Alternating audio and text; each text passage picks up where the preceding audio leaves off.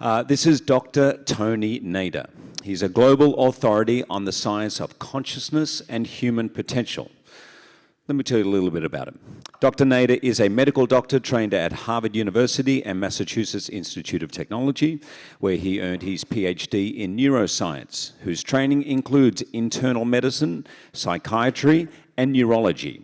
He is the New York Times bestselling author of the seminal book, Consciousness is All There Is. Got it right here, came out 6 weeks ago.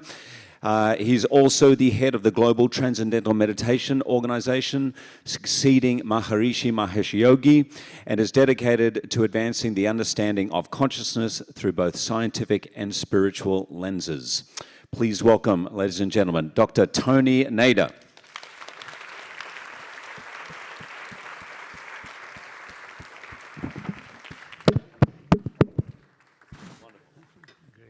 It's a pretty good resume. I mean, not an actor, but it's pretty good. Thank you so much for being with us here this evening. Thanks for sitting next to me at dinner. That was awesome.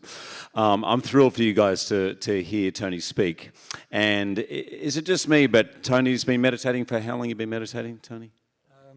More than 40 years. More than 40 years. He's got that glow, the meditator glow. Don't you think he's got that glow? Anyway, my first question, Tony. How is it possible, in your opinion, for one meditation technique to produce such a wide range of effects? I mean, there are separate pills for high blood pressure, for insomnia, for depression, for indigestion, whatever. So how is it possible that one technique can cover so many things? To start off, we recognize that the body is able to heal itself. You know, when we cut ourselves, we burn ourselves, or we have an accident, break a bone, or have a disease, we recover naturally, oftentimes, and most of the time. When we have a loss, when we have a fear, we get somewhat depressed or sad, we get anxieties, and we recover without necessarily having to go through pills and having to take medicines. So this tells us that there are a plethora of mechanisms in the system, in the body, that are able to heal us. We know we have hormones, we have some things against pain, endorphins, we have all kinds of immune cells and inflammatory cells when they are balanced that actually can heal us. So to start with, we know that the body has the mechanisms within it that under normal circumstances are able to correct different factors or different issues that are happening. The question, of course, is how does TM do it? So there are two aspects. Usually for simplicity's sake, we say it's when you gain deep rest. So when you gain deep rest, obviously, you give a chance to the body to recover, like when you are sleeping. You wake up, you feel refreshed, and the fatigue of the day is gone. But it's not only deep rest. It's a combination of rest and alertness, of wakefulness. Wakefulness within that transcendental meditation gives. See, when we have wakefulness to identify a problem and be able to deal with it, this can be in two directions. Outward, when we are under situations of fear or danger, and that limits the attention towards the problem at hand. So if you are in danger, the physiology activates its resources in order to face this particular danger. But that situation is alertness with activity, high activity, which is putting a lot of demand on the physiology. During transcendental meditation, you have very deep, profound rest, but at the same time, inner alertness. Now, this inner alertness wakes up all the systems of the body and allow them on the platform of inner rest to detect what is needed and to activate the specific hormones and the specific correcting factors that would then deal with whatever problems we have had. So basically, for simple answer, this would be the way to look at it. Good. That was a simple answer, everyone. We got that.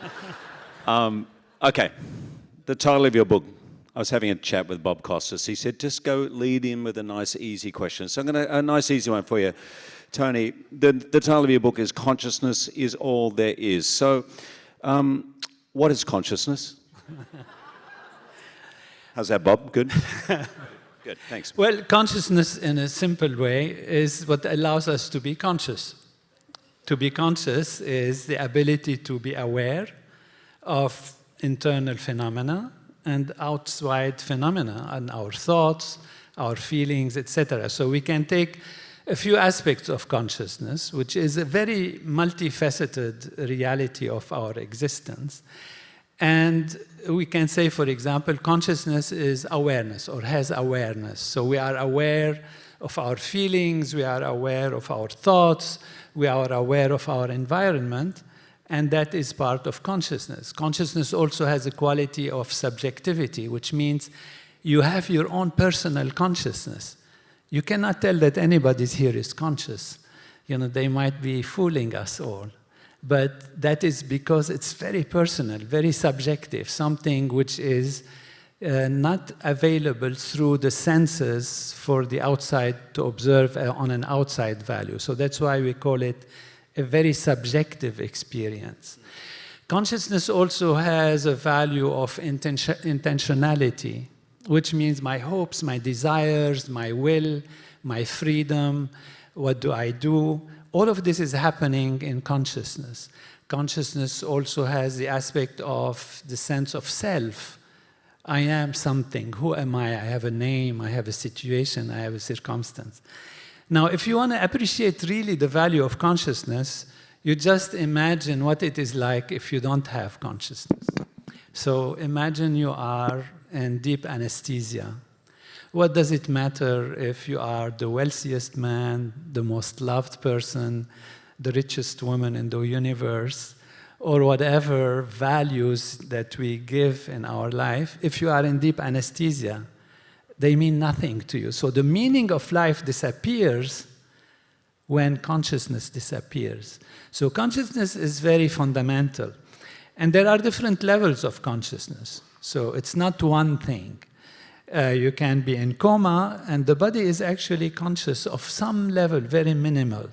You have vegetative state, you have altered states, you have sleep state, you have dream state. All of these are states and levels of consciousness. Even waking state of consciousness can be drowsy or alert, as we've said. If it's alert, it's able to focus. If it is not alert, it's drowsy, it doesn't see what needs to be attended to. So that's why during transcendental meditation, when you dive deep and you have very high alertness, yet on a restful level, then the body is alert and the immune system is able then to attack or deal with foreign material. It's able to activate hormones that need to be activated in a balanced way because you have this inner alertness on the platform on the basis of rest. Fantastic.